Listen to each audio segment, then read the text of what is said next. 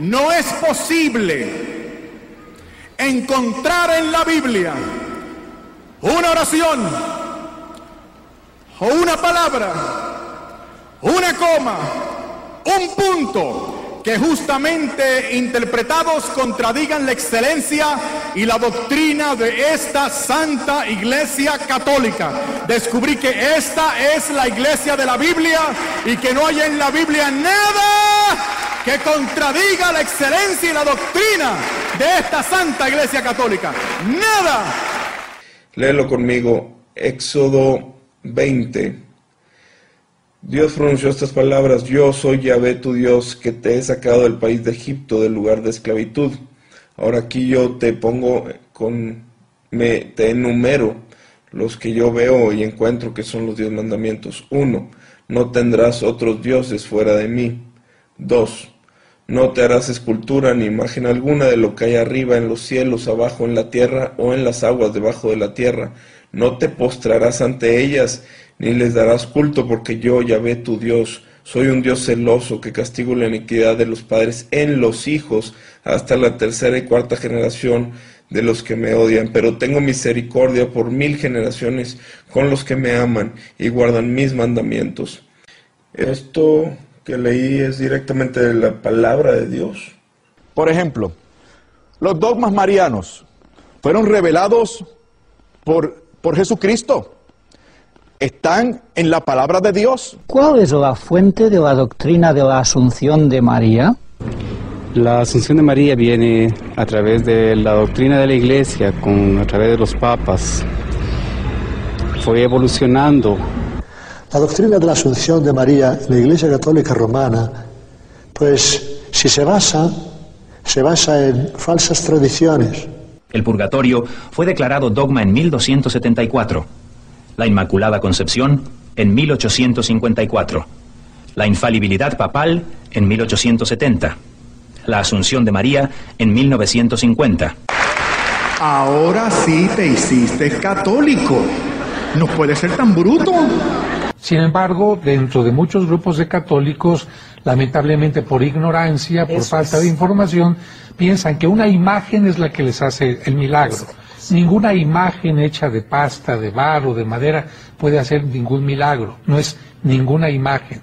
Ni la Virgen María ni ningún santo pueden hacer milagros, mucho menos objetos o rituales. Es únicamente Dios. Ese es el gran error del marianismo o de la doctrina de María, que se pone a María, la Madre de Jesús, en el mismo lugar que a Jesucristo.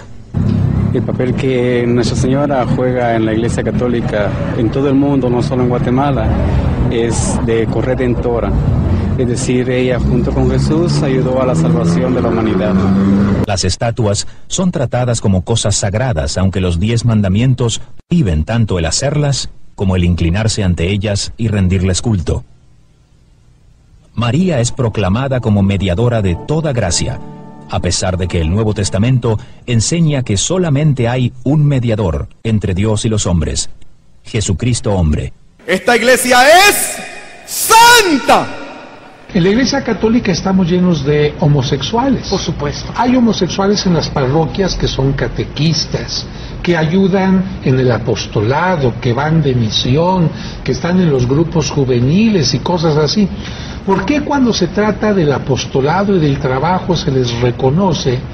¿Y por qué en un momento determinado, y regreso a esa mala imagen que los homosexuales tendrían que tener más cuidado? Estas son las imágenes que sacuden hoy al Vaticano.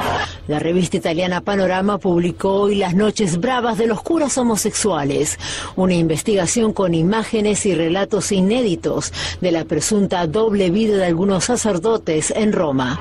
Un cronista y un cómplice infiltraron con una cámara encubierta el ambiente homosexual en Roma y descubrieron a 3 sacerdotes, 2 italianos y un francés, que de noche participan en fiestas gay, tienen relaciones sexuales homosexuales con acompañantes del sexo masculino y de día ofician misa.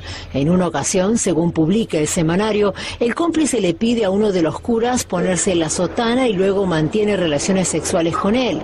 En otra oportunidad, después de tener relaciones sexuales con el cómplice en una habitación frente a una iglesia católica, el cura abre un ropero y muestra sus hábitos y le pregunta a su amante ocasional si está satisfecho. Según las entrevistas de Panorama, uno de los sacerdotes dice haber descubierto su homosexualidad hace 3 años y asegura que el 98% de los sacerdotes que conoce es homosexual.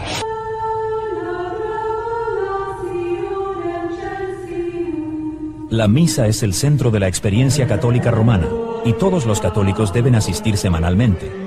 La Iglesia Católica dice que la misa es una representación de la última cena.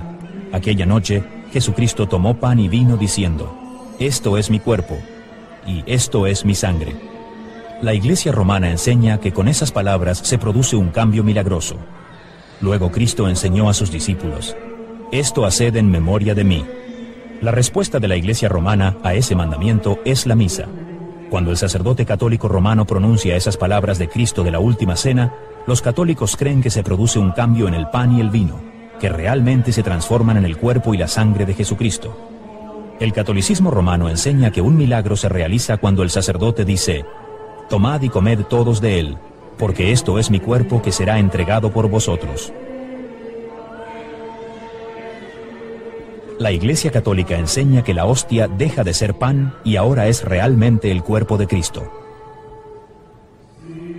Entonces, sencillamente teníamos que aceptarlo así. O sea, era difícil de creer, porque realmente comías y te daban a probar la forma. Y decías, antes de que fuera consagrada, tú te la daban a probar. Sí, es pan realmente, sabe a pan. Pero después de consagrada, cuando tú ibas a recibir la comunión, bueno, pues sigue sabiendo a pan. Si el pan y el vino son transformados en cuerpo y sangre de Jesús, ¿por qué no cambia su apariencia en la consagración en la misa? Usando una combinación de teología, filosofía y misticismo, la Iglesia ha propuesto una teoría llamada transubstanciación, que dice que la naturaleza interior del pan y del vino cambia, mientras su apariencia sigue igual.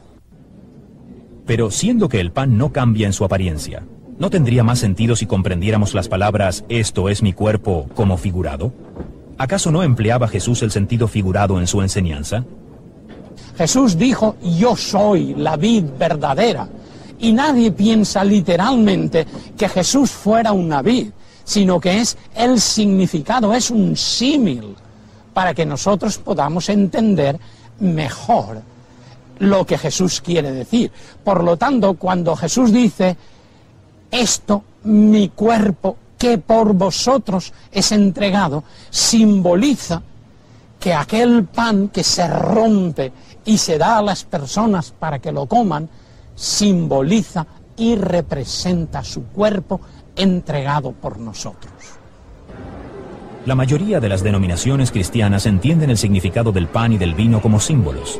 Sin embargo, la Iglesia Católica Romana enseña que se convierten literalmente en el cuerpo y la sangre de Cristo. La Iglesia dice que este cambio es necesario para que los católicos puedan recibir a Cristo como alimento espiritual y a la vez adorarle porque está presente. La hostia, el pan sin levadura, en la que yo creía que estaba Jesucristo allí en cuerpo y sangre. Y adoraba, más que a las imágenes, a la hostia. Yo pasaba muchas horas delante de lo que nosotros llamábamos el Santísimo, adorando la hostia. ¿Y por qué la ex monja ya no adora así delante del Santísimo? Porque yo creo en el Dios verdadero, porque yo creo en lo que me dice el Señor, en su palabra. A través de toda la palabra dice: no te hagas imágenes. No obstante, la Iglesia Católica enseña que el pan y el vino deben y tienen que cambiar, no solamente para que Cristo pueda ser recibido y adorado, sino también para tener un sacrificio visible como la naturaleza humana requiere. Cristo es ofrecido al Padre en cada misa mediante las manos del sacerdote, un sacrificio literal y real por los pecados de los vivos y los muertos. La Santa Misa, para los católicos, es realmente un sacrificio en el cual Cristo otra vez vuelve a ofrecerse en la cruz. pero es un sacrificio incruento, es decir, sin sangre. Es inconcebible que tenga que seguir muriendo cada día por nuestros pecados, como si su obra no fuera suficiente. Él necesita repetirla una y otra vez. ¿Qué es eso? Estamos minusvalorizando el sacrificio de Cristo en la cruz. No, Él es Dios, Él no es ningún hombre que murió por nosotros, Él es Dios y su obra es suficiente de una vez para todas. Las escrituras son claras, pero los errores persisten. El sacrificio de la misa continúa celebrándose, a pesar de las últimas palabras de Cristo en la cruz. Consumado es. La creencia de que la naturaleza del pan cambia en la misa no fue añadida como dogma hasta el Concilio de Letrán en 1215, cuando por primera vez la Iglesia romana oficializó la teoría de la transubstanciación. Profesores en el pizarrón estaba escribiendo todos los años en los que habían sido establecidos los diferentes dogmas de la Iglesia. Y al final, luego que estuvo todo escrito, dijo, bueno, ¿qué sería de la Iglesia Católica si tuviéramos que anular todos estos dogmas? Y él mismo razonando dijo, yo creo que quedaríamos en nada. Entonces ese fue el primer impacto en mi vida, y de ahí comenzaron grandes preguntas, como por ejemplo, ¿por qué Jesucristo no habrá predicado el Evangelio completo y dejó la tarea a la Iglesia para que establezca dogmas y nuevas doctrinas?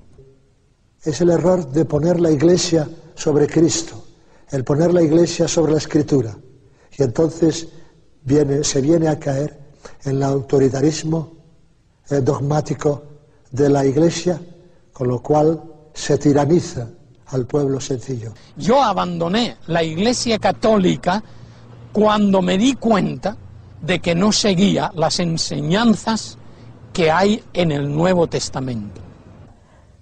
Hay una gran carga en mi corazón por todas las personas católicas y especialmente por las religiosas, porque yo sé que mucha gente dentro del catolicismo busca sinceramente al Señor Jesucristo, busca sinceramente adorar al Padre y vivir una vida en el Espíritu, pero no lo logra por la idolatría. Después que yo encontré a Cristo, yo tuve que dejar la Iglesia Católica absolutamente por razones doctrinales. No tenía ninguna otra razón, porque les amo, he vivido, he nacido en la Iglesia Católica y todo, pero mi vida, conciencia es incompatible con ese tipo de doctrina.